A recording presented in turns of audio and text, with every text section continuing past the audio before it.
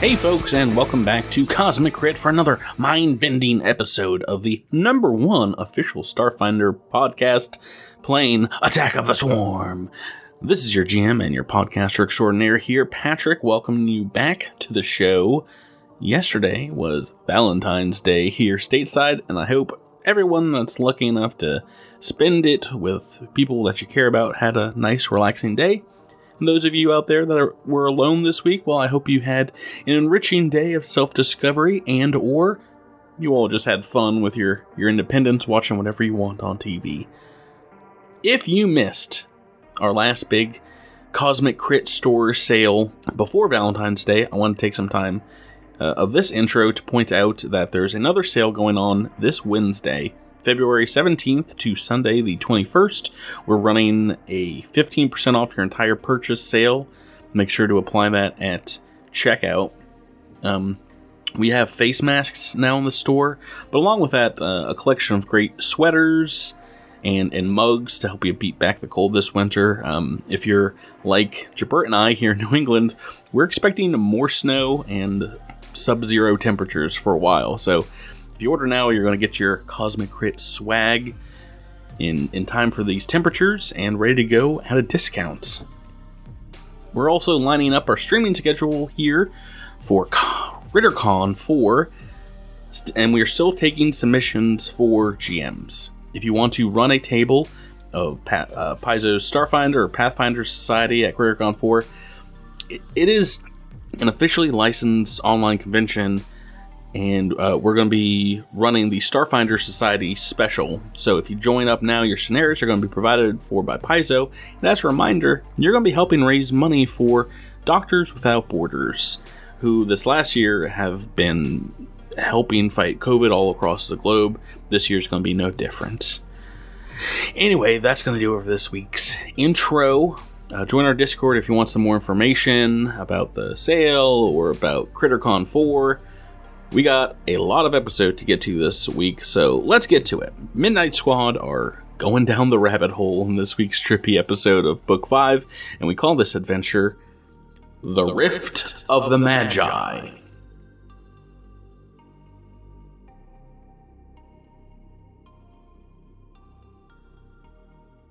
Episode commencing in 3, 2, 1.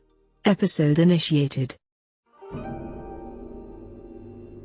Join me as we kill Khans, slay samurai, and navigate ninjas in this week's episode of Ghost of Tsushima. This is your GM Patrick here, your Ghost Mongolian leader, welcoming you to the islands of Japan, where we must hold back the Mongol horde. Joining me and slashing their way across feudal Japan are my 5 fiends and your players. To my right, the slick samurai is sweeping over rooftops with Trixie and wings. It's Rebecca rolling with Zinnia. Hello. Across from her, this ghost in the shell is popping up into melee with hammer fists. It's True, delivering Echo 7. I want to write some haikus, but don't look at my butt. To my right, this damaging Daimoyo is the king of the party. It's Tyler, dredging up to Vasho. Hey, Patrick. Across from him, ready to slash at you with a single fatal Tashi final blow. It's Jabert playing his Trest. Hey. And across the digital table, even a single well-placed kunai thrown from this plant can kill a man. It's Miles mixing up with sprouts. Good evening. How do we do, folks? How we doing here? Pretty good. It's funny that you mentioned a well-placed kunai because that weapon saved my hiney more times than I can count just by giving me like a breath of space. Oh, in Ghosts of Tsushima? Yes. The kunai are particularly cheap because there is a armor set that gives you when it's maxed out, it gives you like a 30% damage to ghost weapons, of which the kunai are one. And then there are also charms that give you bonus damage to kunai, and they all stack. And you can create this build where you're just this kunai throwing murder powerhouse. Like anything that isn't a high tier, well armored enemy is pretty much just getting mowed down by these poor blades. Fun to spam. I'll have to keep that in mind. Like a wandering samurai, I am just kind of slowly making my way through that game. Over the last year, I just like every 6 or 7 days, I'll play a few hours of it or whatever. It's it's one of those games that like I just kind of enjoy elongating. You know, it's not a binge play for me. Right. I don't know what you're talking about. Episode 172 of Starfinder. I loved that game. It's probably it's great. It's in my top 5 games of all time. If you haven't played Ghost of Tsushima, pick it up when it's on sale. Even if it doesn't seem like something that is interesting to you, I would still say pick it up when you can. The story is good. The combat and the visuals are unbelievable. And Kurosawa mode. There's a Kurosawa mode that is also. I actually would say don't do Kurosawa mode. As cool as an homage it is, the color in that game is unbelievable. Yeah, I don't like Kurosawa specific mode. Scenes when you want to do it once. Yeah. As a Kurosawa fan, it was, like you said, a good homage and a fun thing to do once, maybe twice, but that's about it. I agree with Drew. The color of that game is phenomenal, and it would be a mistake to take it away. Yeah. And one of the more fun combat systems I've ever played. So many fun builds that you can get into, just so many fun styles. But at the end of the day, you could also just become really, really good with the parry system and the standoff system and feel like a total samurai lord. Yeah, it's awesome. Very fun. I'd just like to give a shout out, not that he listens to this, but to my friend Earl, who is the voice actor and body model person for Norio. On that.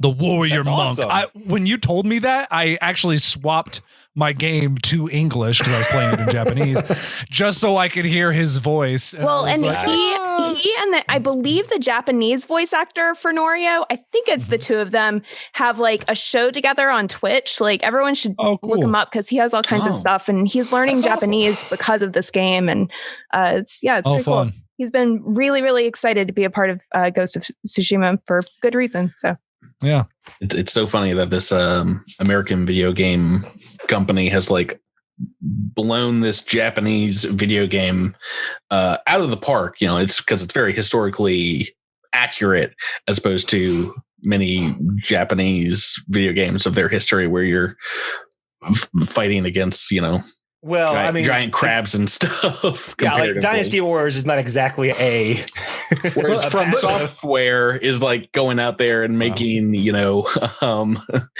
European classic, Dead Souls style video. Yeah, I know. It's pretty cool. One of the biggest Japanese devs was very positive about Ghost of Tsushima, but he said that they could never make that game in Japan because not everyone in the game is extremely pretty. Like the way that Jin Sakai looks in the game, he looks like a normal dude, but he would have to be some sort of like pop star looking dude if it was a Japanese made game, in this developer's opinion. But that's funny. We've folks, we should start a whole nother podcast where we just talk about. Drew and I would like to invite you guys on the More Your Nerds. I was about to say because it's so funny. We don't record an episode of our pre-intro stuff here on the podcast, but 9 times out of 10, it's like we're talking about some video game or some movie or something, which could be a whole other podcast. We could have talked about Scream. We should just hit record as soon as someone starts the meeting. Well, I had a whole nother intro, but we've taken up some time, so let's get back into it. Get back into the adventure this week, and before we do that, let's recap last week's episode. And to do that, we got to talk to none other than a Spritz Merler to find out what happened last time on Cosmic Career. Being a partner is a sacred bond, and if you come for any partner of Sprouts Marlowe, there ain't a god or goddess in this verse that'll protect you from my wrath. Devasho's demon learned that the hard way. This jerk comes in here, looming up a storm like it's the scariest thing we've ever seen. Buddy, you ain't the scariest thing we've seen today. A couple of resolute shots from my heater got rid of this joker lickety-split before it caused too much of a mess. Now, we see some strange things since this whole operation started, but this takes the cake. We come across a former SDF member, and they say they can help us get where we need to go. But we've got a bona fide pirate ship, the kind you usually catch at sea, that's sailing the sands of this mindscape. I tell you, my sweet Aunt Petunia, what I wouldn't give for just a Yosoki pickpocket or a standard death cultist. Things are strange, and I got a hunch they're gonna get even stranger. I mean, that should be the title of this AP. Is like, you think it's strange? It's gonna get stranger. It's gonna get when weird. We started this AP on a battle-torn world that was getting invaded by bug creatures, did I expect to be in a sandy mindscape? No. But well, now you guys are the invaders here in this world. This week's episode indeed starts on the bridge of the pirate vessel, the so-called Sidewinder, as the aircraft hovers over the silvery sands of the mindscape, as well as taking in the odd shifting winds in its leathery sails, kind of helping propel it and keep it stable. The barge's captain, the Kasathan captain, Seneca, is indeed like a mindscape pirate. She seems to be surviving here, raiding where she can and taking what she needs to help repair the ship and keep her going. We see her at the episode's beginning here, perhaps talking about some of the ship's piloting mechanics with Sprouts Marlowe as she talks to the little plant, learning you're the captain of your other starships that you've been on. In Xenia, she'll show you these controls as well as the pilot. Devasho and Trest, we maybe see you speaking with. I'm just going to go ahead and call them Pirate Andis. the Andis? Yeah. The ghostly form of Pirate Andis 144. I believe in last week's episode, Jabert, this was all revealed, and you came back to the table saying, I picked the worst time to go to the bathroom. That's right. Yeah, Pirate Andis is here. Right. I sat down, I was just sort of cracking my knuckles, and then picked up my headphones and put them on. He goes, the ghosty, this piratey Andis man. My name's Andis. I was like, wait, stop. What happened? What did I miss? I missed a whole bunch. What have I done now? Yeah, it is indeed an idea fragment of Pirate Andis 144. And in addition to that, Echo, we see you here at the start of the episode talking to Alto, another fragment of your former Amrantan shipmate. Take us to a map of the deck of the Sidewinder. Can we see the art of some of these characters? Well, I mean, Seneca is the only original art here for the AP, but here's Andis art, the original Andis art. The original Andis art. Yeah, the first one that we had. Gonna have to add a pirate hat to that. You got to put a tricorn on that boy. Yeah, I think I described it as an eye patch, and you have like a swarm scythe blade as a leg prosthetic. Dope.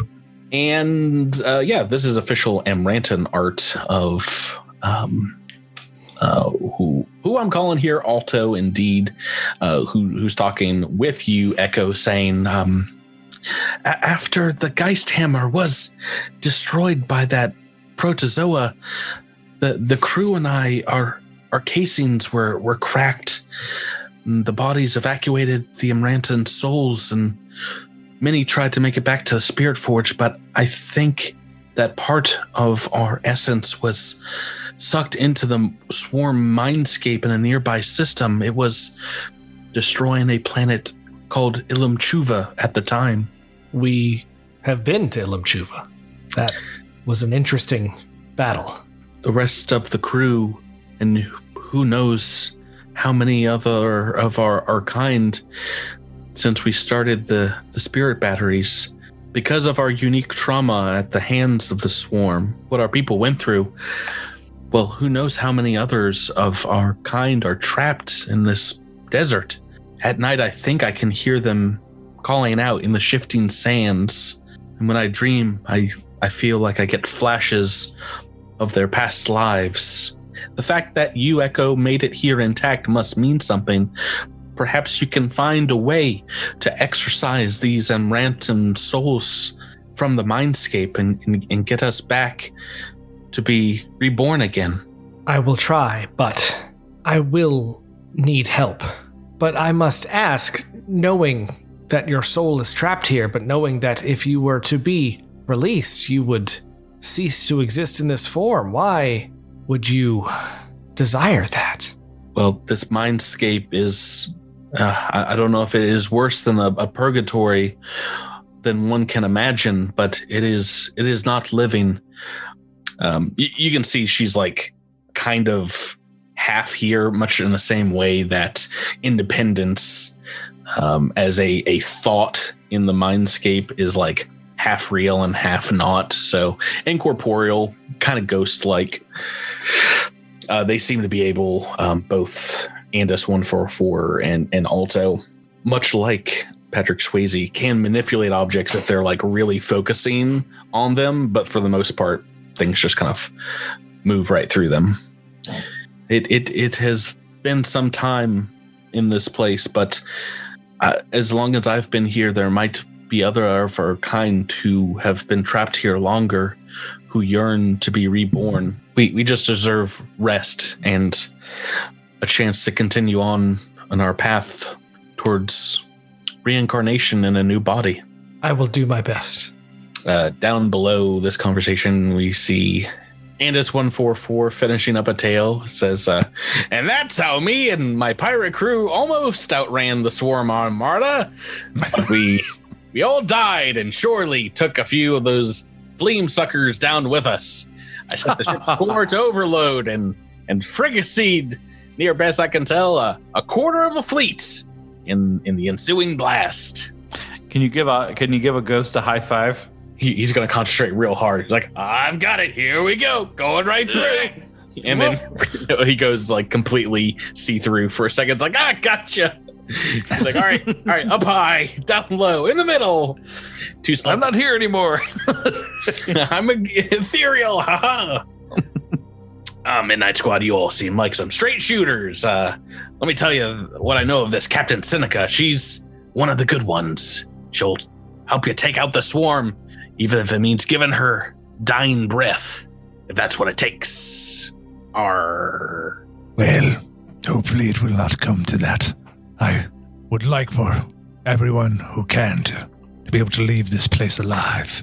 Speaking of Seneca, she calls out from the top deck here and lets you, her crew, know that there's some things that need to be done before you can make it to the first location that you've picked out from Hylax's Comet's guidance.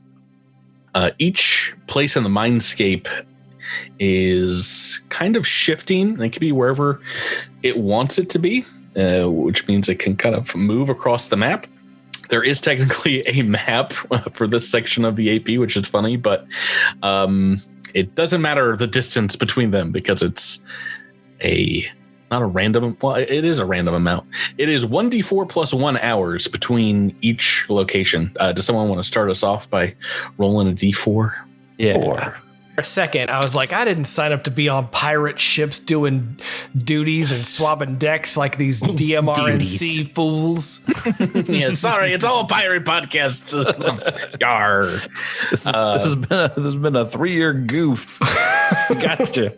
Yeah, so it's a few hours that you're already in, and about halfway through that, or towards the end, I should say, she'll call out. Seneca says, Midnight Squad soldiers, the first place that you called out, it lies shortly ahead. Please make preparations for landing. And she's cut off as the barge violently kind of lists to one side as an invisible wall of wind hits the vehicle, lurching everyone towards the port side. And Seneca calls back out again. It's a windstorm. Well, we'll need everyone's help cutting the sail loose or she'll be ripped apart. You guys are caught up in a little bit of a storm, and to get up into the rigging of the lines that hold the ship's huge leather sail in place, that's going to be either acrobatics or athletics to, run the cables and the lines or untie huge knots. And if you can't do either of those, if you want, you can aid in other people's actions by staying on the deck and making engineering checks to aid.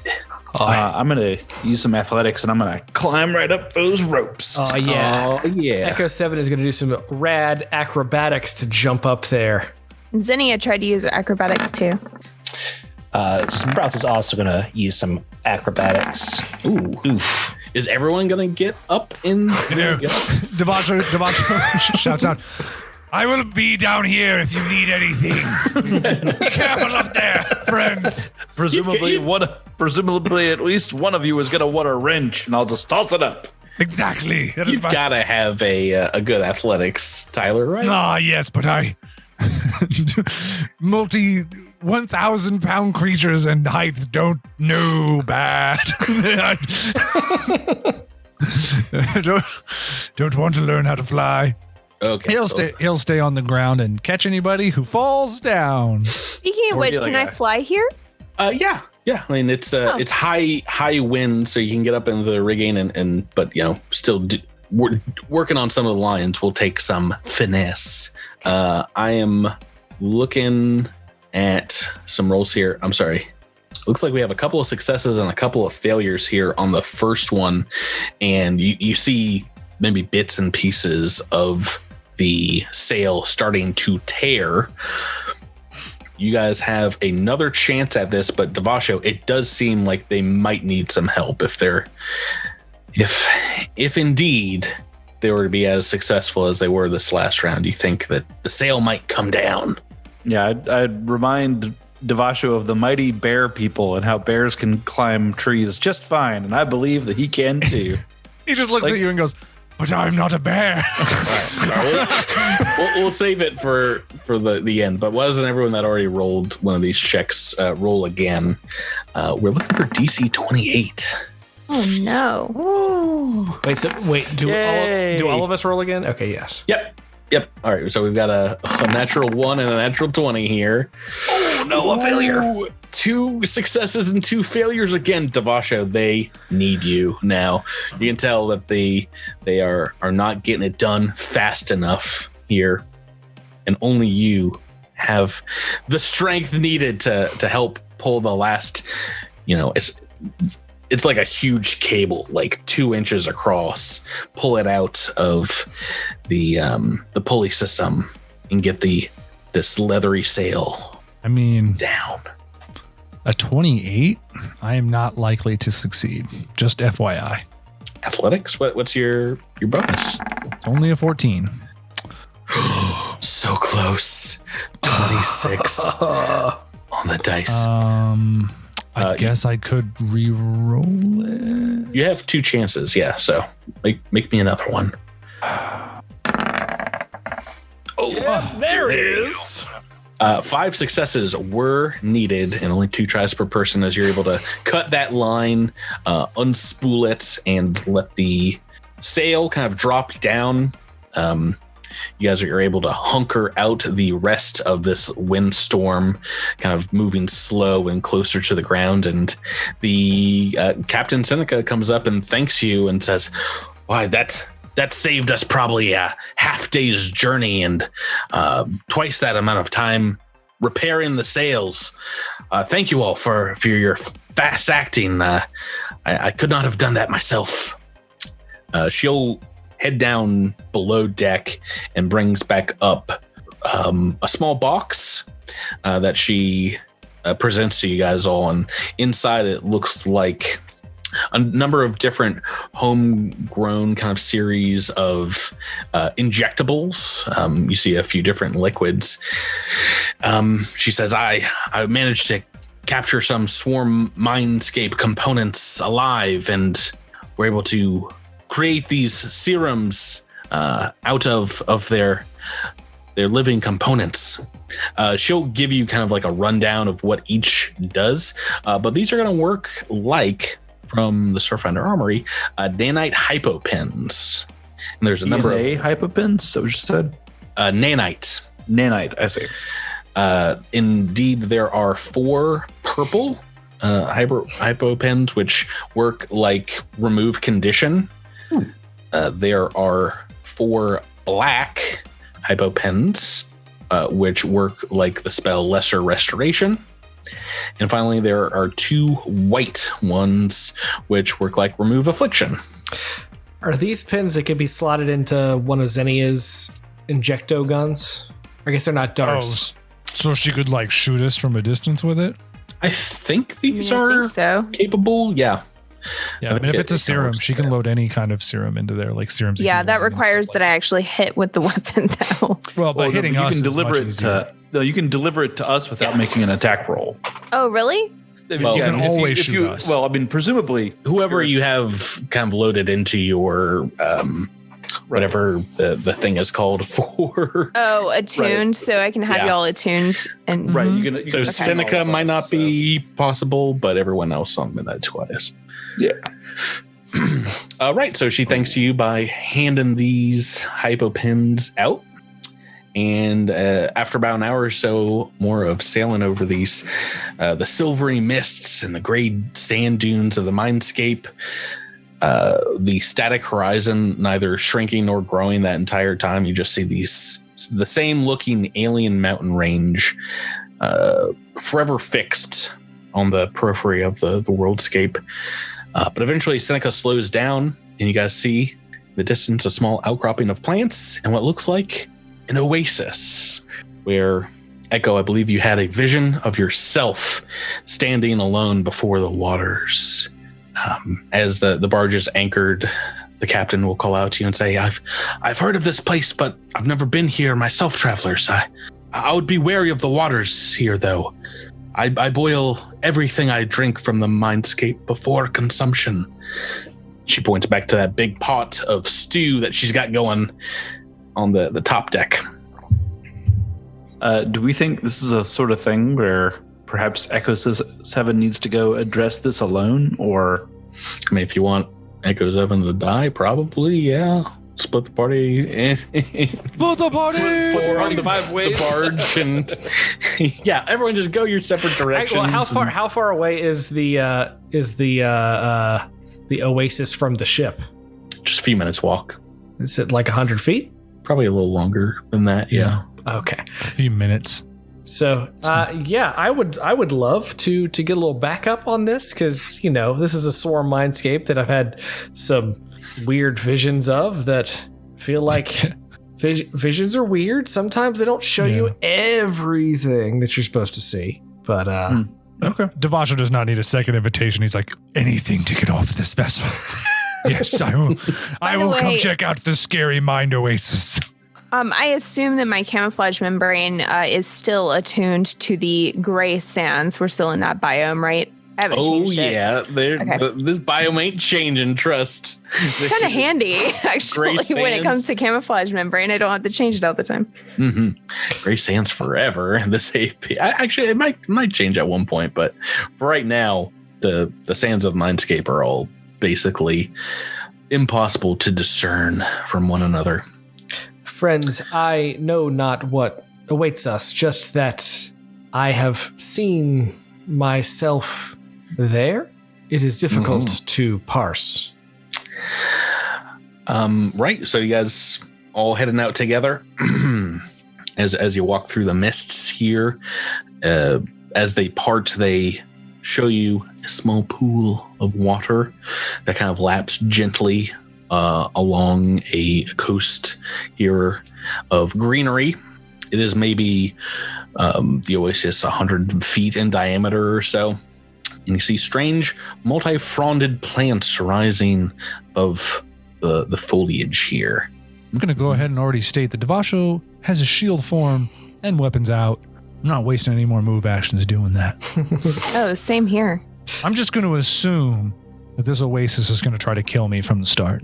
And I think I'll just be better for it. Echo 7's weapons are always out. So yeah, we're ready. Same with response, Marlowe. But can I do a check to see what I saw from the vision? Would that be perception check? Would that be Re-roll whatever you want to do, Drew. Let's do Make a 7. Well, Make whatever skill check you want to try. It ain't gonna be mysticism. I can tell you that much. There's certainly nothing magical going on here whatsoever. Let's do a natural 20 on the perception. That's 31 for perception. I mean, I guess that's all right. It's not bad. From that, I mean, from the looks of it, everything seems to be of an order here that makes sense. This might not be exactly what this place is supposed to look like or always looks like, but to you, in thinking of like what an oasis in a desert would look like, that's what the water looks like, that's what the trees look like. Perhaps something with this back huge tree, these strange fronds, seems a little bit off. You would have to like cross the waters or go around to get a better look at it. But besides that, everything else seems pretty natural here. Now, if you want to investigate the waters perhaps closer, that might be something more akin to a survival check. When's the last time we had a bath? 90% of this oasis is textbook. I have logs of over 715 different references across books, comic books, movies, and television series about oases and deserts, but something seems off. I think it's going to take a step up to the water. Mm-hmm. Why don't you make me... do you have survival? Are you trained in... I am not trained in survival, no. Is anyone got any skill ranks? You want to take a look at the water? I will. Sprouse does. Sure. Yeah, I think both 35. Both of you guys here taking a look at it can tell. Indeed, it almost like acts like water. You can like pick up, get like a small sample size test tube Xenia. But like as you're playing with it, you notice that it maybe is like just a little bit thicker or has like a little more coating to it. It kind of feels like salt water almost in your hands. Is this oasis an ooze, Patrick? Please tell me this is oasis. It's not an ooze. No, it looks very clear. It looks like it would be good to drink, but like just taking a sniff, maybe a small taste, you can tell that it seems to have some kind of deleterious effects if you were to imbibe it. Perhaps boil it, as the pirate said. Don't I have a chemilizer as part of my biohacker kit? Yeah, but this is more about sensing things because while you've rolled a 27 Sprouts, you're pretty sure that what this water represents more than anything is something potentially addictive. Thinking back to the memories that you guys were shown of your lives outside of the mindscape, you think it's kind of like a similar effect and something that you could be addicted to. Is this nostalgia? Did they make like a addictive nostalgia Oasis? Like, yeah, I mean there's something about this water that you're pretty sure have some kind of mind affecting effects. Now, if you want to make a mysticism check, I might be able to give you a little more information about what this place represents. Anyone can make a mysticism. Sure. Not that I'm taking it. Can anyone take 10 on mysticism? I was about to say 26. It looks like Devasha is the only one that's got it. And I think maybe because you had the hardest time pulling yourself away from the safety images that the Mindscape was giving you a few days before. You can tell this area seems to have the water represent, it seems to represent what the water so you seem to recognize that the water represents some kind of beneficial properties. There's like a positive nature to the oasis itself, but also, did you get enough? No. The water distilled here seems to be representative of things that the mindscape has absorbed from outside of itself, if that makes sense. So it does seem to be a good thing, but it seems to be something that is outside of a swarm mindscape. So it's like everything or every person that got absorbed into the mindscape, it took all their positive, good memories, put them into this well. Not this well. I keep calling it a well. Yeah. Put it into this oasis. So this oasis is like a collective shared pool of positive memories. Potentially, you're pretty sure the only way to know that would be experiencing it, perhaps. So could I push Echo 7 into the pool and like... Yeah, let's just start the initiative turn order and go ahead and make that attack roll. No, wasn't everyone roll me a quick initiative roll for no purpose whatsoever? Patrick, did we rest between before we got on the boat for resolve purposes?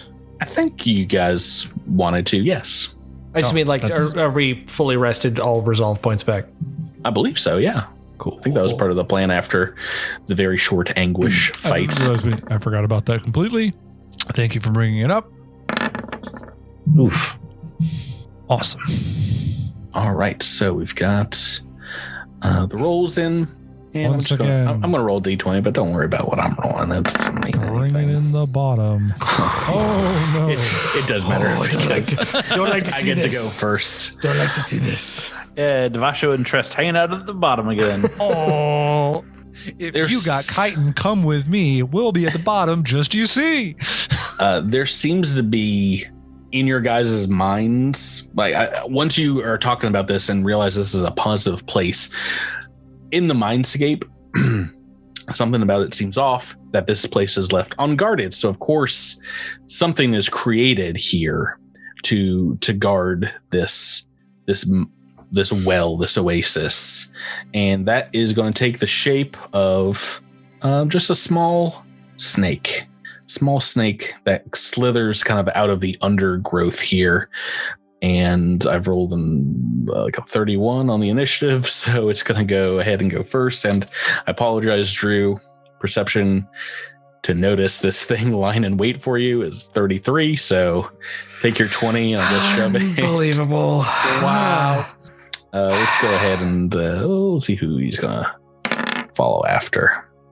Obviously, it's going to go to Trest first. No. Right up to the Sheeran. Trest, snake. Snake's my only weakness. Why did it have to be snakes? And you can feel its eyes kind of like pierce your soul, Trest. And as it does, you feel yourself kind of anchored to the ground around you. Make an attack roll here. Okay.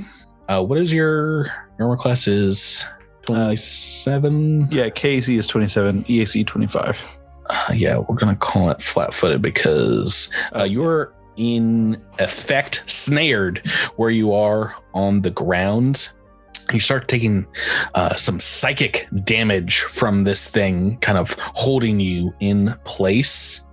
And I need you to make me a will save. Oh boy. Yeah, will savings. Oh, it almost rolled onto that 9.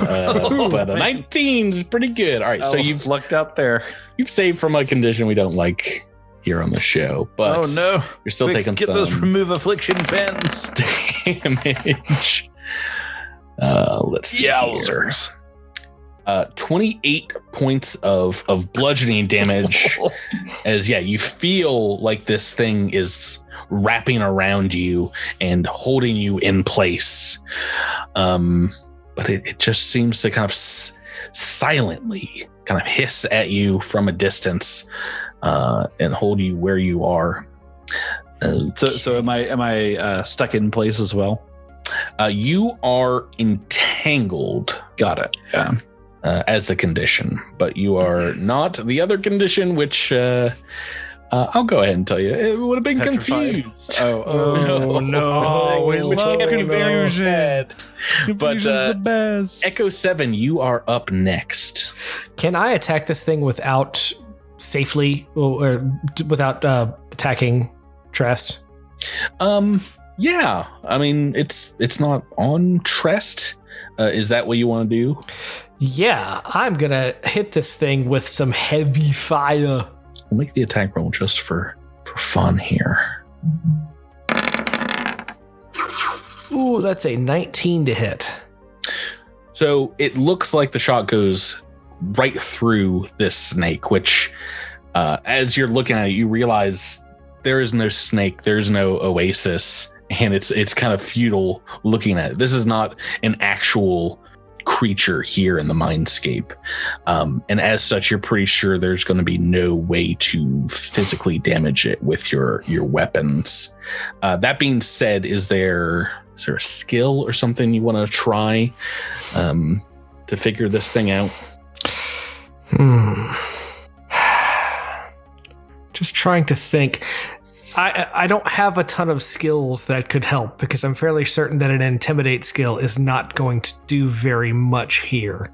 Could I do Try it. Well, because I'm trying to think if this is a pool that is the positive thoughts of things from outside, but there's a negative aspect to it. That means there's either a guardian that we haven't seen yet, or there's something else, like it tries to attack us because maybe it thinks we're part of the swarm. This is all just me table talk thinking about this. I'm just wondering, is there a culture check that I could run with my measly culture bonus to see if that meant anything? Like if I studied my archives of recorded history about the culture check DC would be against the book's author, Thurston Hillman, and I guarantee you he would set that DC very high. Yeah, I can believe that. And I cannot. So there's so many things in this book. I'm just like, how are they going to do this? But why don't you can make me a general culture check if you want to see if you can figure out the mindscape kind of rules for this encounter. Let's do that. Was that said DC 20? No. True. I'm sorry. It's a no from me. Let's move on to Zinnia. Zinnia, what do you got? Well, knowing that my weapons won't do any harm against the snake, I'm wondering what I can do to help my teammates. Is there something I can do to identify this further or learn something about it? That would be a mysticism check. Would it be living or non-living? This is technically non-living. Okay, so I would use physical science for a non-living creature as a biohacker. Mm-hmm. It's a 28. Actually, it'd be higher than that to identify if it matters. It'd be a 31. 31. Good, because I need that exact number. Let's see. All right, yes, DC 28 to figure out. This is a kind of trap, actually. And I can tell you, the psychic viper, there's a couple of ways of dealing with it. One permanently and one temporarily. You can take its attention away from Trest by either using diplomacy or intimidate to pull it towards you instead.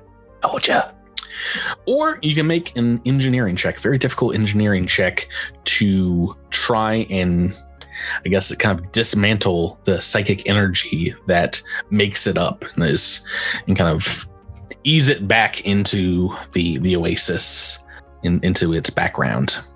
All right, I am going to go for the engineering check. Try to permanently deal with this. So you'll have to move over to it and be like, Trez, don't move. I'm going to take care of this snake for you. And you just start thinking at it really hard. Just concentrate. Please get it off. All right, make that engineering. It's a 34. This isn't a lock, though, right? It's definitely not a lock. It's a viper. But that is enough to disable the physical snare here. Get your boy, get Trest out of it. And the snake just kind of like, you can see this starting to unravel itself. And we're out of combat right after that. Oop. Woo. Hey. I know I have said it many times already, but I do not like this place. I do not like all the thinky things that we have to deal with. Yeah, you wouldn't like psychic vipers, Tyler. It's so cool. He's coming right at you. I played bass for the Psychic Vipers on their last that tour. was coming. I could just feel it. It's such a cool name for a trap. Right. So, yeah, this thing was indeed hiding under the sand. It's kind of gone away, and you are left here with the oasis. Would anyone like to do anything at this point? Well, we noticed that there was some weird flora right across the pond. I think that Xenia would like to go and check that out. Yeah. I mean, I think Echo 7 has noticed that. Do you want to relay that information to everyone, Drew? Yes. Okay, Xenia, as you're going over to examine this tree, this oddly shaped tree on the edge of the oasis, pushing back the fronds of this alien, the alien branches here, you see its branches and its roots are kind of contorted to what looks like the shape of a humanoid. And you realize that the wood has grown over what looks like you maybe see some lights flashing, a functioning suit of armor. And it can take some time. You think maybe an hour or so, but you think you might be able to cut it out of this tree. That's pretty cool. Yeah. What's your engineering bonus again? 21. Yeah, I think you can take 10 examining this thing, even underneath the growth, and realize that this would effectively be a piece of armor that is used by the Xenowardens of the Pact, who bioengineer living armor. This is a suit of Preserver's Mantle Mark III. This isn't a blue bear, is it? It is not, but it is medium humanoid size. I can tell you that. Good. But it could be resized for a small plant creature. I think he was worried about it being a large size. Yeah, I was worried about it being a certain win. Well, Miles, you win some, you lose some. Is someone looking that up? I mean, is it worth our spending an hour trying to get it out? Yes, very much yes. It's level 12 armor, yeah, so it's pretty... It's crazy good. It's all right. Is it light or heavy? It's light. Ooh. Light armor. Ooh. I mean, I don't need it, but... Preserver's armor? Yeah, Preserver's Mantle Mark III. Yeah, so you can start on that process of cutting that out. What about the waters of the oasis here? What would you guys like to do? Drink it. Yeah, Echo wants to drink some. Devasho, you want to take a sip as well? Devasho wants to support his friend Echo in his search for his whatever. So, also, I don't think he fully understands what this is. He just sees it as water. So, yeah. Trust just wants to be liked.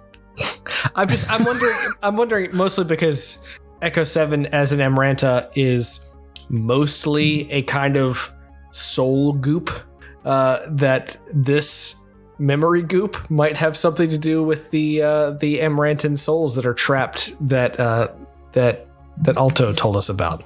Are we going to accidentally just murder a whole bunch of drink souls if we consume them?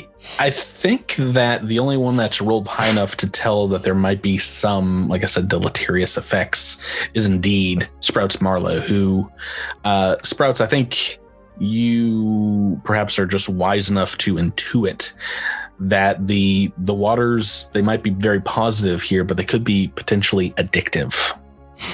Okay. I'm trying to figure out a way for Sprouts to say this without coming across like the dead mother of the group. Like, hey, don't drink the wild water. Sprouts, get over here. Get in on this, man. Everybody cool's doing it. Anybody that wants to take a canteen full, go ahead and make me a will save. We've got Echo 7 stepping up first. I'm so full of regrets. Yeah, this is gonna be bad. Oh, Tress, of course. Yeah,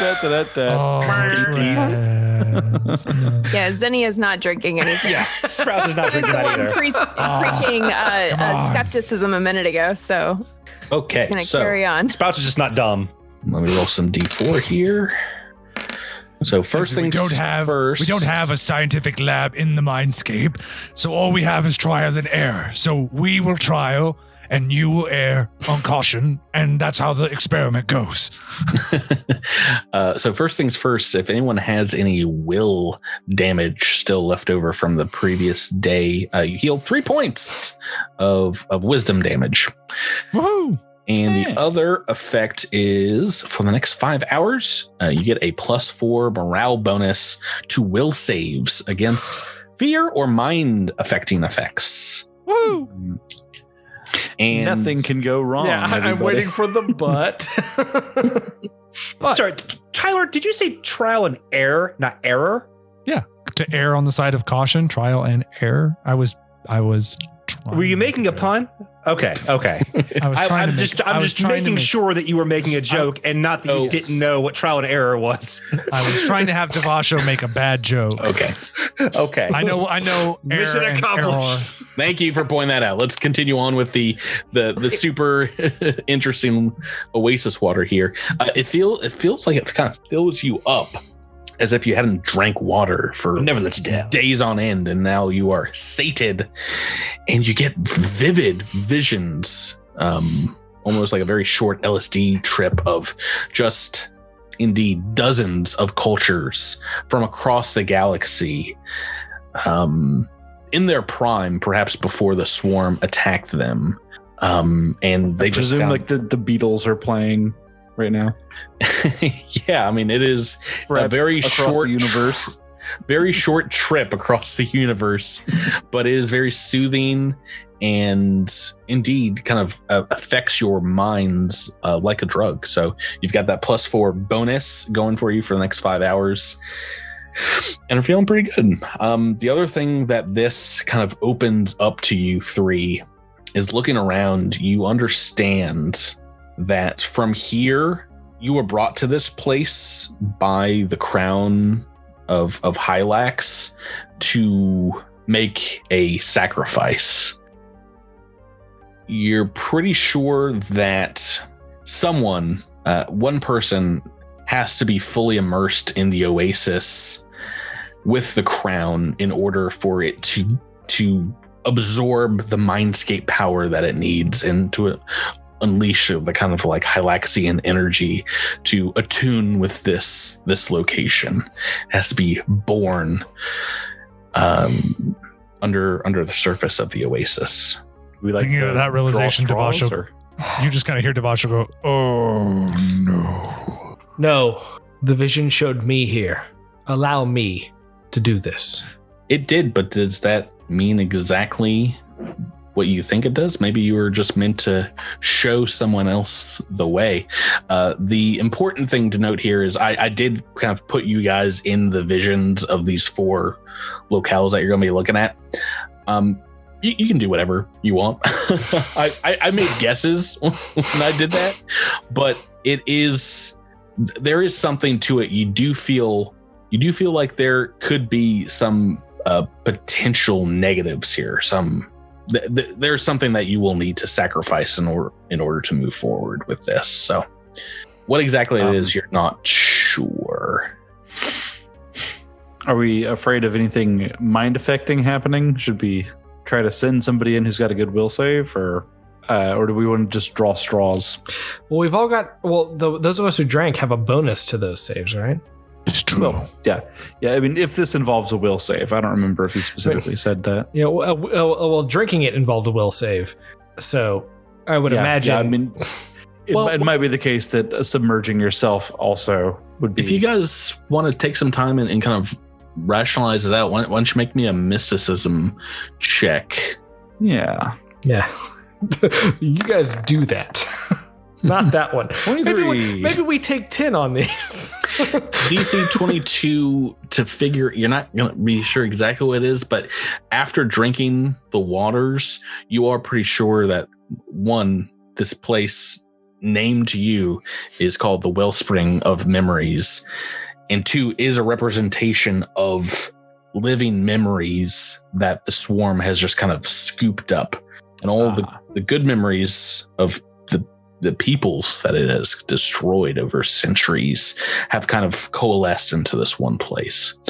Whatever the negative is going to be might be mentally related, is what you figured out. Well, I mean, I have been gifted a high mental fortitude thanks to my afflictions. I would be willing to go in myself. I know this place has probably already taken some good memories from me, and I have already been trapped by its illusions before, so I know what to expect, at least a little. Yeah, I would also volunteer to go in. Well, do we need if I feel like I don't think that 2 people going in is going to decrease the effect. No, I don't think so either. I think we should, unless like table talk. If somebody wants to do it right now, just stick your hand up. So I'm right now table talk wondering if the reason that Echo 7 is seen there is because someone else goes in while I hold their whatever to pull them out if something needs to happen. Because I've got the strength check to do that for just about all of you. I mean, to be honest, if I had to okay, I'm not going in. So you guys. I was about to say, in the vision, Drew, you were wearing the crown of Hylax, so. Oh, well, if I'm wearing the crown of Hylax, that means it's me. Okay. I'm going in.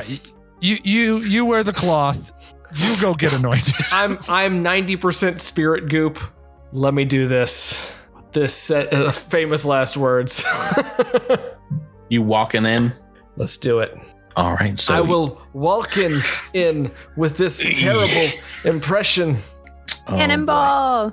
I was excited to make something up on the fly if someone else wanted to take your place, but immersing yourself in the oasis water, holding yourself under the surface, all you see is Echo 7 kind of faintly glowing there underneath the pristine waters. But the crown kind of opens up your mind to these waters' kind of metaphorical nature, and your memories start to coalesce with the memories around you. And before you leave here, I mean, it feels like an eternity as you are experiencing perhaps dozens of Emrantan lives and stories. Sheeran and other people that have been affected by the swarm from time immemorial. Before you leave, you have to sacrifice a large portion of your memories to these waters before you get out. Is there a specific time frame of your life or a set of memories that you want to get rid of that would mean something? That's pretty big. In my mind, thinking of Echo 7, there's really 2 things that kind of come out, and one of them is your time on the Geisthammer, spent with your former crew and former Emrantan, and basically the only life before the war that you knew much of. Or the opposite is after the time you spent on Suskelin as a farmer, and where you get 99% of your movie and television show quips from. Either of those seems like a pretty important sacrifice, but what do you think? If I sacrificed the memories of the Geisthammer, mm-hmm. would I forget what Alto has told me about saving the other Emrantan souls that are trapped in the Soul Forge? No, I think it would just be your time spent with them. You might forget, why she was important to you, or why that crew and other of your kind were important.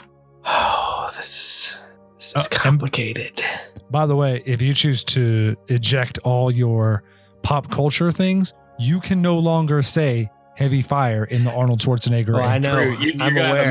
That is gone. Basically. I'm aware, fam. Okay. I'm aware. I'm going to hold you to it if you get rid of it. I was going to make Tyler forget his kids if he did. So I'm really glad DiMaggio didn't go in there now because it's like, oh no. So here's my thinking as Drew saying this out loud and not Echo 7 is that the crew of the Geisthammer is dead or trapped. The ones that are dead have already gone back to the Soul Forge. The ones that are trapped here, once they are freed from here, are going to go back to the Soul Forge and be reborn and not have any memory of this anyway. So in a sense, that could mean that Echo 7 in a way died alongside the members of his crew on the Geisthammer to be born anew on Suskelin. And that, I think, is the decision that I am going to make. Stepping from the waters, just like 30 seconds later, you see the crown of Hylax kind of cool to the touch on top of Echo 7's head, glowing with a slight blue aura. Echo 7, there is a negative to ditching memories here, and that is a -6 penalty to all intelligence-based checks. Ruh-roh, Raggy. So, I mean, forever? Forever? Question mark? Yeah. So go ahead and note that. And I'm just changing my modifier on Roll20 to -6. Is that all I need to do? Yeah. I mean, like any intelligence-based skill check, that kind of thing. So bye-bye culture. Your culture just went into the ground. Well, I was about to say, probably good that this happened as opposed to say, I don't know, your ship scientist. Yeah. Zenya's over there like sweating bullets like, -6. Either way, I think maybe as Echo came out, Navasha would be like, Well, you seem healthy. Wibbit wham wham wazzle. Okay, still weird too. I think you're going to be. he like puts a big arm on you. It seems like you're going to be just fine. Seems normal to me. Now, in addition to the sacrifice you've made here, the Crown of Hylax has gained its first empowerment here in the Mindscape. And now whoever wants to wear it can use a reaction ability to aid an ally within 60 feet on a skill check as a reaction. Wow. Yeah, Echo 7. Yeah, Echo 7 should not be wearing that for this. Not anymore. I guess if we're trying to think of coverage in terms of skills, probably one of the operatives should have that, right? It'd probably be one of the operatives who has the most skills. But regardless, there'll be some other powers as it gets empowered. But for now, heading back to the barge, getting on board the Sidewinder, Seneca can kind of tell perhaps you guys have been through something as you make your way on board. Only, I guess, Trest looks a little worse for wear. But seeing you, Alto for sure seems to notice something is up. Echo 7, they come over to you. It's like, what happened out there, Echo? Did you find what you were looking for? Sacrifices had to be made, and sacrifices were made. Hi, I'm Echo 7. It is lovely to meet you. Alto just kind of like backs away, shaking her ghostly head as Seneca calls down from the top deck and says, "Let us away, the next place you want to visit. Why, it grows close at hand." And we're back into our travels here amongst the freak dunes of the endless sea of sand. Let's roll another D4 for time. D4 plus 1. See if your bonus kind of means anything. Oh, good. You've got an hour left of your waters, Wellspring Waters bonus. Hooray. When Seneca calls out, "Brace for impact!" as you're zooming along the sands, jutting up like a huge wave is a dune that seems to form a massive peak hidden by the silvery mists above it. Everyone make me a reflex save as the Sidewinder kind of jerks to one side before it hits the sand dune. Really? Reflex save? Really? Oh, really? Oh, boy. Some bad numbers. This is only DC 15, but those of you that failed are knocked prone and taking a little bit of damage. 13 points of damage as you're knocked to the deck of the Sidewinder. But you see someone is worse for wear as she was trying to control the barge's wheel. Captain Seneca, the Kasathan, is thrown bodily over the edge of the ship as it lurches to a side and through the mist to the sands below.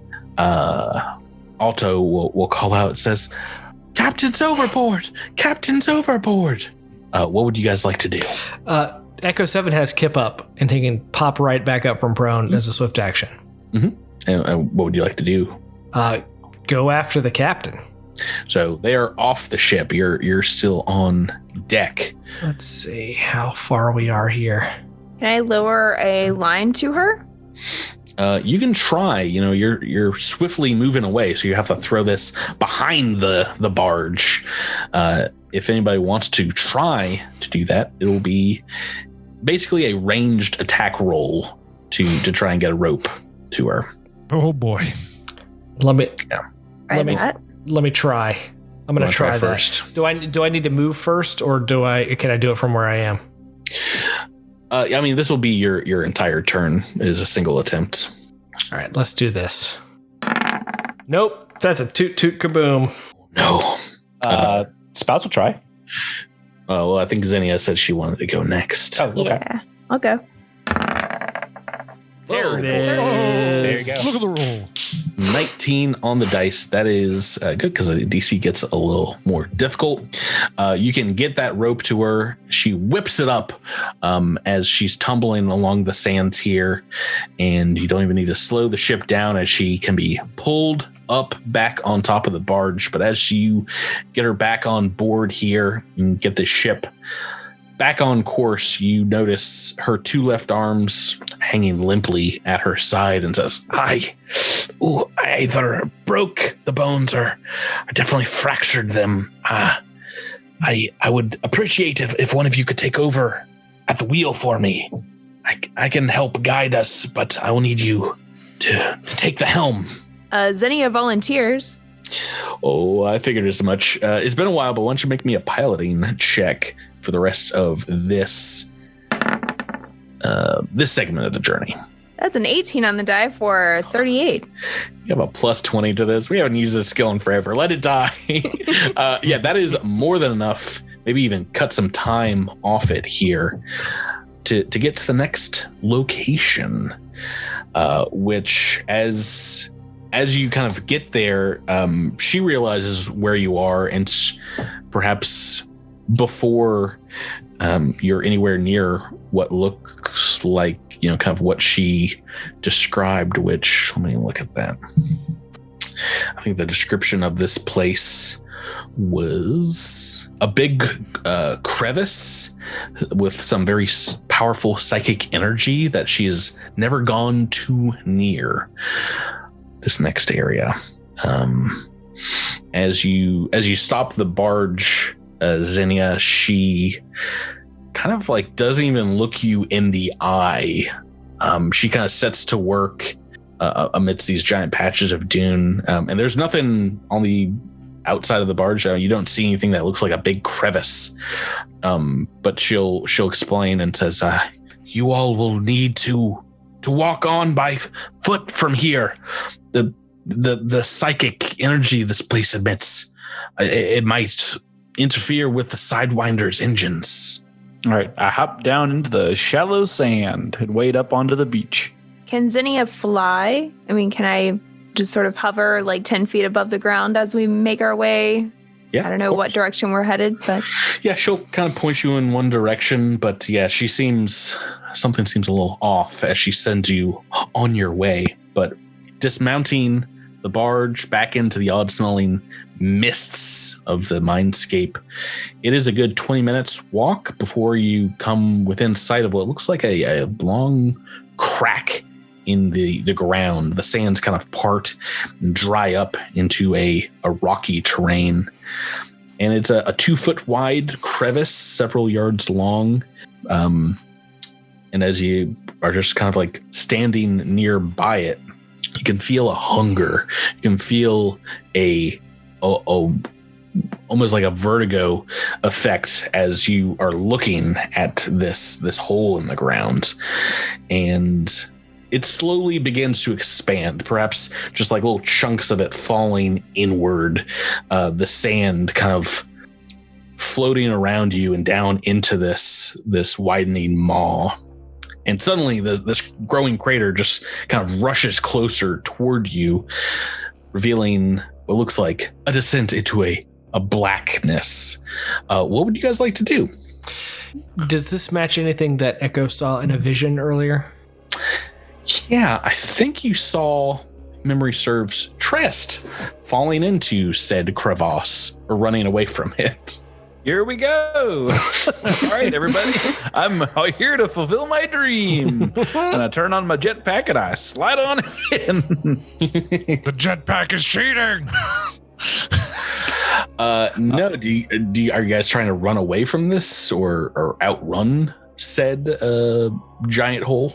Yeah. Yeah, I don't think Devasho's initial instinct would be like, this is where I want to go. Yeah. The last time Echo went under the surface of anything, he came up without memories and with an intellect deficit. So we're going to take these one by one. Make me an acrobatics check. Let's try Echo 7 first. What's your movement speed? Movement speed's 30. Mm-hmm. Okay, go ahead and make me that acrobatics check. All right, 23. Why can I not roll above a 4? So you guys see Echo 7 swallowed into what is now plus 19 to acrobatics. What is now a huge black ravine with an impossible to perceive bottom. He swallowed up wholly first. Well, maybe that'll empower the crown. Thanks for making that. No, but I'm not wearing the crown right now. One of the operatives is wearing the crown. True. We didn't figure out which one. We should have. Yeah.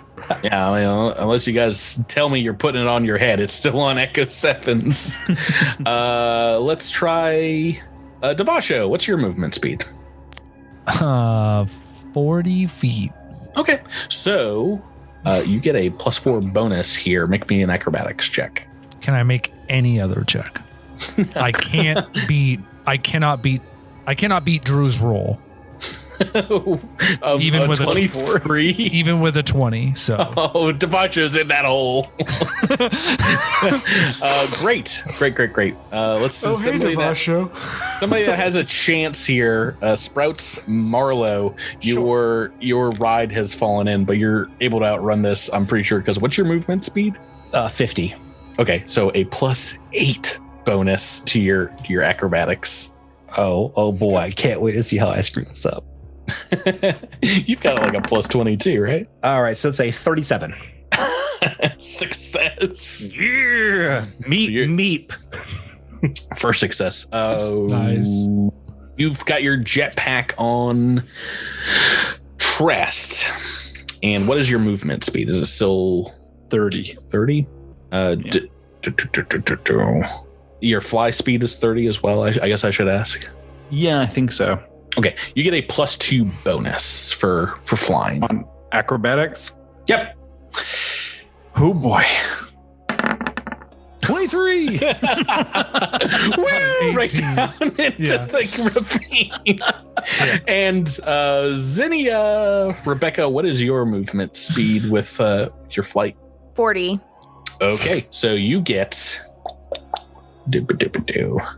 +6 bonus. All right. For flight and the extra movements. It's a 32. Well, believe it or not, the two operatives. 36. Yeah, I'm shocked beyond measure. Well, good luck beating the swarm, kids. Did you grab that crown while he was falling in? No. Oh no.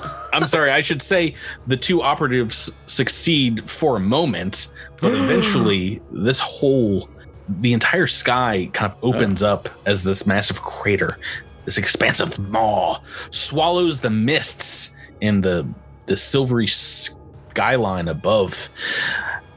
And you two are both sent inside, falling. But you two don't hit the sides of the ravine and the jagged rocks on the side that tear at the other three suits of armor. Everyone that failed this check, take them 46 points of damage. 40. Start us off. 4d6. Sorry.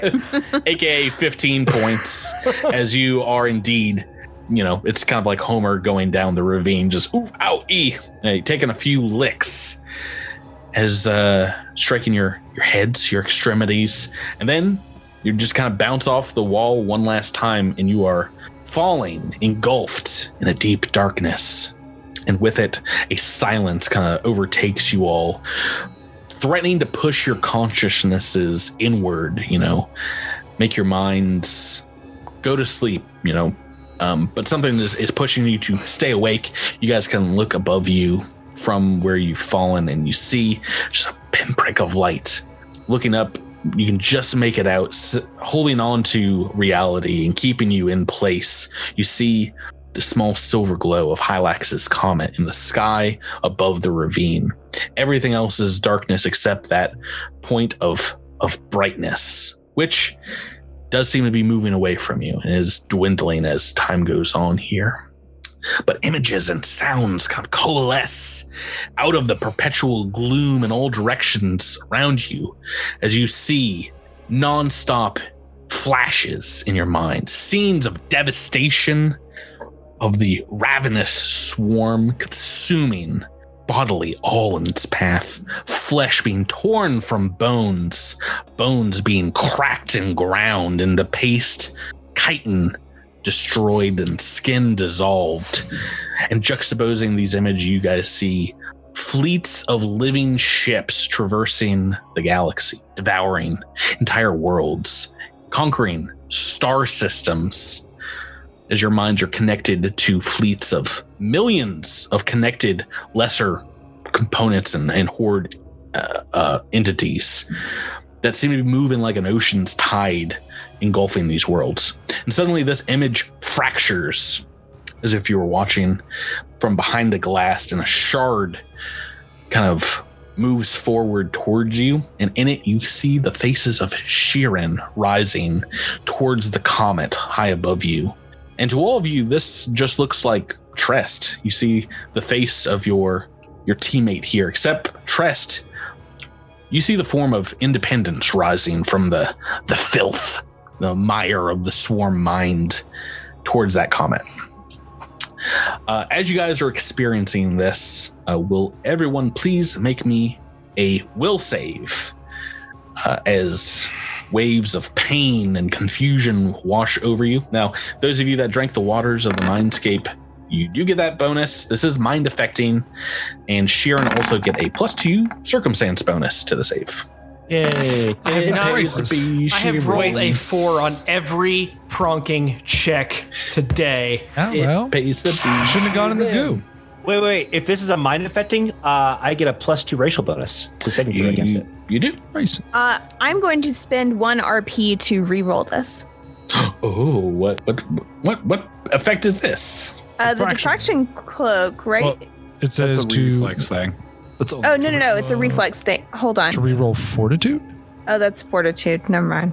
Diffraction cloak is Nope, I read my text wrong. I can only reroll fortitude. The diffraction cloak is for re-rolling against certain damage, but that's not what this is. Oh, what's this ability? I don't know. Well, it might be an operative thing. Regardless, this is a will save. Sprouse, what you got? 27. And Tyler, what have you rolled here? I rolled a 19 before the goo bonus. Oh, I can tell you that is a save. Nice. And Trest, similarly, you've got the goo bonus. You've got and a bonus for being a Sheeran, so you've also saved. But Zinnia and Echo 7, it's too much. All these images that are being presented to you, and you guys have fallen to kind of the psychic energy that is lashing out against you. For the remainder of this encounter, you have got the shaken condition, which is a -2 penalty to basically everything. Skill checks, saving checks, attack rolls, ability checks. Shaken. All right. Everything kind of reverts to darkness again after this image. And you no longer feel like you're falling into a hole, but instead you guys are just kind of floating weightlessly in a strange void. You see what looks like purple and green hues of maybe the drift around you far off, above the light of the comet, and the fragment showing the Sheeran is, it kind of lights up these two things, and instead, the next time you look at them, they look like perfect spheres, these glowing spheres, one of them like a kind of a light bluish and the other an orange. And ideas of the swarm components that you had seen previously here kind of represent in this space as these dark, I guess kind of like almost icicle-like long stretching claws stretching across your vision. Why don't you guys make me a culture check, see if you can figure out what is being represented here, what you're seeing. Ooh. So 36 for Sprouts. Rebecca and Miles, your characters are students of history. You recognize what this is representing. These two suns are the suns of the Pact Worlds and that of the Vescarium. And you are seeing an interpretation of the 291 AG invasion of those systems. These two civilizations, some of the greatest in the galaxy, being nearly destroyed by the swarm. But beyond that, taking a look here, you realize somehow you being placed into this enveloping darkness, you have the ability to interfere with this battle if you want. I think, Zinnia, you see perhaps around the Pact World sun a detachment of starships. And as you look closer at them, you can see Seneca, back when she was a fighter pilot captain, moving in an attack formation run on a swarm mothership. Sprouts Marlowe on the battlefield of the Varanus Desert. You see the familiar, perhaps younger form of Captain Jaldamark leading a battalion of Vesk soldiers across the barren dunes. And you guys, everyone here has a single full round of actions which you can act and join in and affect the combat by either making an attack or perhaps using some kind of magical ability to attack the swarm, or finally trying to affect their consciousness through an intimidate check. Ooh. Now, I will say you can do nothing, but pacifism here, not a great idea. You're going to want to face the swarm in some form or other. So my question is, since Zinnia and I both rolled high enough, do we know the actual outcome or what happened in the battle to change? For example, if Sprouts were I want to help Jaldamark out, did he lose that battle, or did he do something a specific way that Sprouts might think to correct? Realize this is a metaphorical kind of joining in the fight, and your consciousness is technically not there, but you're willing yourself through the mindscape to participate in this form of its own memory. Okay, so we are not actually affecting history. Maybe, who knows? Time is wonky here. Do you want to be the experimental lab rat and make an attack? I'm trying to think of. Yeah, because I think an intimidate. Intimidate. What's your intimidate's pretty good, right? Yeah, but I mean, don't the swarm not get intimidated? Don't they not care about that kind of thing? This is more to get their attention, perhaps drawing them away from like another part of the battlefield or disorienting them. You're pretty sure here it will work. It will be effectacious. Now, it will be a very high DC, but is that... yeah, let's... I mean, why not? It's something different. Oh my goodness. That's a 37. It's a natural 20. Not only do you massively succeed, I will tell you... The swarm leave, the campaign's over. Yeah, I mean, just like perhaps all of a sudden, like back on Vesk Prime, like an entire battalion of dredgers and of other like mind reapers and stuff that are moving forward, like all of a sudden are like psychically like confused and like look over to where like a 300 foot tall plant is like glowering at them for some reason. That is a success, and I'll tell you the DC of that now is 30 in case anybody else wants to try it after you. Who wants to go next? I'll go to get it over with. Okay, I imagine an attack's coming from you. Yeah, let's do that. Does it matter what I attack with, or just? No, not really. You're just looking to do a good amount of damage. You're not gonna want to choose a pistol or yeah, one of your lesser modes. You want to cause destruction. Except I'm -2 to this, so -2 to the attack roll. Yeah. Yeah. Yep. Say 29 to hit. That's enough, and you're blasting them. 26 you can do points heavy of damage. Fire too. Yeah. So well, heavy fire's a full round, isn't it? Yeah, you got a full round of actions. That's what I said. Oh, okay. But regardless, that's a hit, even with the negative, and you're blasting away. That's a success. Who wants to follow up? I'll follow up. Zenny is aware of this going on. I think I'm just going to use my laser pistol, though. Mm-hmm. Yep, and you can try a trick attack here. I will say the DC is fairly difficult. It's a trick. You're tricking a mindscape. Oh, speaking of which, let me turn off take 10 on my trick attack. Well, that's what I'm saying. It could be immediate failure, but who knows? But make that roll and we'll see what the dice say. All right, that's a 25 on the attack and a CR 14 or lower on the trick. Oh man, good damage rolls here as well. What is it? That is a trick and a hit. What is the total damage? So that's going to be 18 plus 14 is, what is that? I can't add 32. Yeah, more than enough to succeed as you're following Seneca behind, and all of a sudden all the weapons become like overpowered in her. Like every single shot her detachment is taking lands like a critical hit. Well, next up, we've got both Trest and Devasha. Who wants to go next?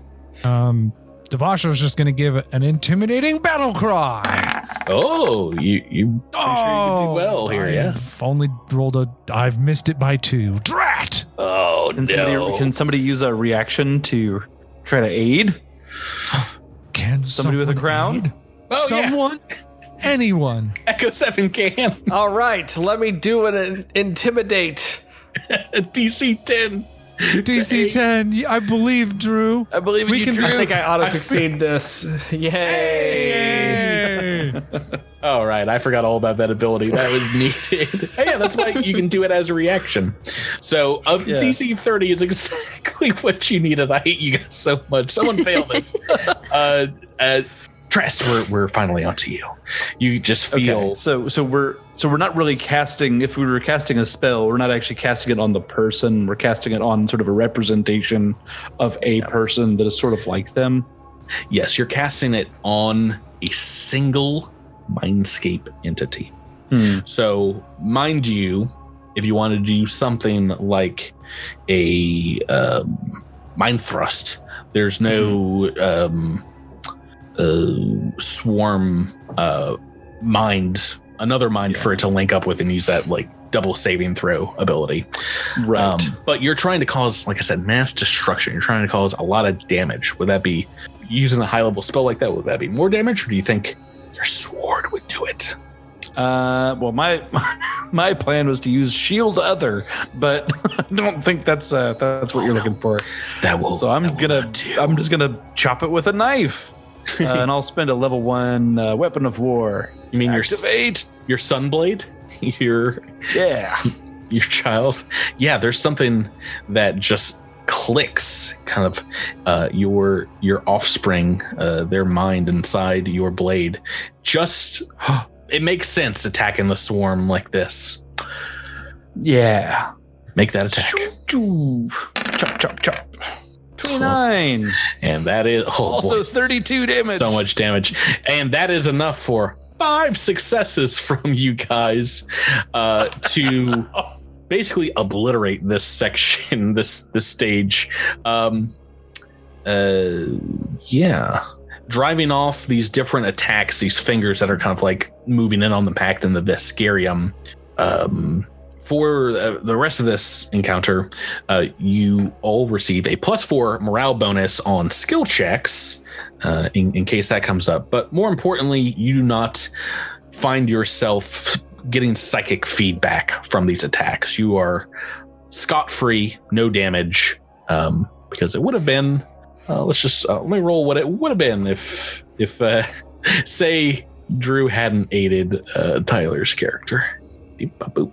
Just a little bit of damage. I've rolled it. Roll20 can't calculate this much damage. Is why it's taking so long. It does tend to do that with a lot of dice. 48 points of slashing damage. Hot ham water. As you're pulled out of that idea, the swarm attacked on the packed worlds. The Vesperium recedes.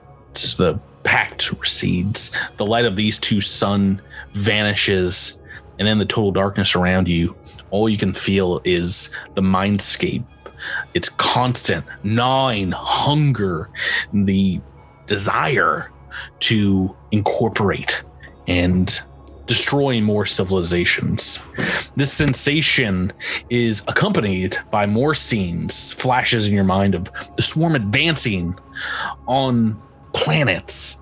Though these ones perhaps are a little hazier than the ones you saw before, these images, but after several minutes, there's a mote of violet light that appears behind them and kind of grows rapidly and remains distinct from the swarm, moving off into another part of the galaxy. And this light you see is composed of millions of winged, glowing swarm components surrounded by what looks like a massive 5-pointed kind of like star shape that kind of takes form, and you see like forming in the night sky the shape of this immense beast that you spotted first back in book 1, Fate of the Fifth, as you fled Suscalon, the thing that Father Zelenin called the God Host, a gargantuan swarm construct with 5 heads.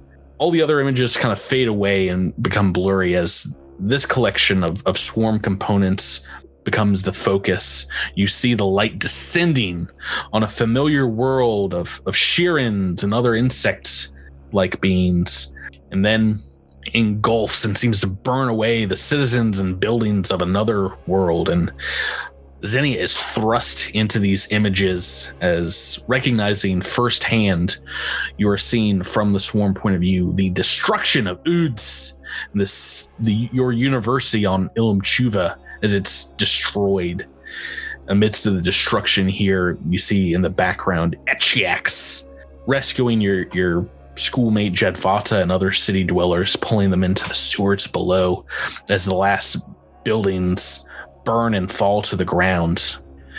The light continues on as it departs this charred Ilum Chuva, still glowing faintly like an ember, and moves with a purpose to another dark part of space where we see the Suscalon system. And you all are now given a choice. Or I should say, are faced with a choice. You realize you are about to witness firsthand the carnage of the destruction, the swarm on Suskelin. You have the option not to go down and to look away from this, but you know somewhat instinctively that you could suffer pain to your consciousness, your very psyche, by looking on to this massacre. But at the same time, you realize one of you must go down there to sacrifice yourself, along with the crown of Hylax. It's another decision point. I think this needs to be witnessed. I will offer to take the crown down. And I will. No objections from Devasho. Now, this one, the pain of the fallen. This one, more than one person can go down here with you. Hey, friends, who else wants to go peek at these dead people? Sprouts will go with him. Wants to see a dead body. Ooh, Sprouts materializes right on your shoulder. Did Echo 7 see this in a vision? You saw Trests falling into the crater, yes. Echo 7 made a commitment to Suskelin then, but to freeing trapped and ranted souls here. I don't know that he can go. Mm-hmm. Zinnia, Devasho? Devasho does not, he has a family, and seeing what war does to family. And y'all ain't it. Bye. Kind of. Oh no, just seeing what war does to family hurts him at a very hard level. So yeah, it might be a little more personal. Yeah, he kind of shies back from this, and he just cannot seem to find it within himself to. I mean, he knows of the horrors of war, but having the thought of having to face them and know that it could change him irreparably, is too much. He wants to try to go back to his family as much of himself as he can. Rebecca? Yeah, I'm trying to decide what Zinnia would think of all of this. I think she's really grappling with, is this real? Is this not real? Is it, because it's kind of somewhere in between, it seems like. But I think ultimately she would look at this as a clue into potentially the swarm's psyche and therefore beneficial scientific research that she needs to do. So I suppose she will join her friends in the hole. Okay. As soon as you will make this decision, Zinnia, Sprouts, and Trest are removed from the darkness, and all of a sudden you find yourself walking on Suskelin. Opening your eyes, though, and your ears. There are fighter jets that scream overhead, low to the ground as a light snow falls around you, but as the flakes hit your palate as you're walking forward, realize you are tasting ash. Trest, you know this scene well as you see the great dormant volcano in the distance, the ponds and pools, and the great rock formation around the wider lake. You are back about a year, right at the start of the Battle of the Stone Sea, the start of the Swarm invasion, where the dunk 5th Battalion, your battalion, was destroyed. Oh no. And the three of you can look at one another, and you seem to be represented here as beings of light, ethereal, amongst stepping, almost floating above the battlefield as you are surveying the carnage of just a few hours of war here on the planet. As you are walking past, not a battlefield, this is now a grave site of hundreds of SDF soldiers lying half buried in the red blood-stained waters of these pools at the Stone Sea. Every step, walking past a few more squadrons, a few hundred more who have died. And in the distance, you see thousands of swarm components flying from the heavens, descending on what remains of the 5th Battalion, and indeed can hear the swarm attacking and slaughtering the units of SDF behind enemy lines. the carnage wrought here of the psychic damage being done to the soldiers is assailing you all, as you can feel, indeed, Trest, some of your old squad mates as they are torn to shreds by the small swarm dredgers, or worse, have their minds reaped by the trepan blades of their leaders. But as you all are walking forward, a hand reaches out and just kind of grabs your wrist, Trest. And turning around, you see the wizened old face of your unit's chaplain, Eustace McPubbage, aka a Bootsy, the man who saved your life at the Battle of Stone Sea. There's a light and a wonder in his eyes as he looks over you, and you realize you are transmitting through MindLink months of pain and suffering moving through your connection with him. And Bootsy kind of looks up at this ethereal Trest and says, "Oh, by Triune, I understand, yes."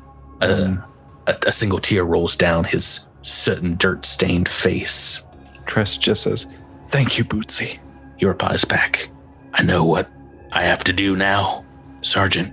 Trest must to be continued." Bum, bum, bum. Ba-dum-bum-bum. Ba-dum-bum-bum. Ba-dum-bum-bum. Believe it or not, I feel like I say this every episode. Was just kind of a kick in the teeth. Every episode is just, hey, this one gets weirder. There's more stuff. This one weirder. Oh, it gets weirder. It also gets sad. So I will hold my comment until after we finish recording. The connection rift continues next week, but you guys have made a sacrifice here in this giant crater. The last negative was a -6 to intelligence skill checks. What do you think's coming, sacrificing yourself to see the massacre on Susquehaln? Well, I hope it's charisma. Oh boy. Probably good. Let me just put it this way. Probably good to Basho State. Guys, thanks so much. The right calls. Thanks for hard to say thank you tonight, Patrick, but you know. Listeners, thanks for listening. We'll catch you next time on Cosmic Crit. Have a great week. Good night. Bye.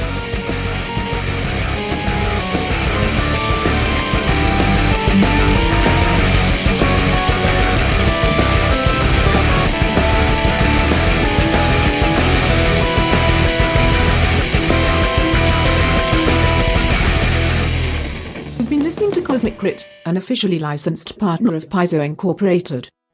The Starfinder role-playing game and adventure paths are trademarks of Paizo. All Pathfinder and Starfinder images are property of Paizo and are used with permission.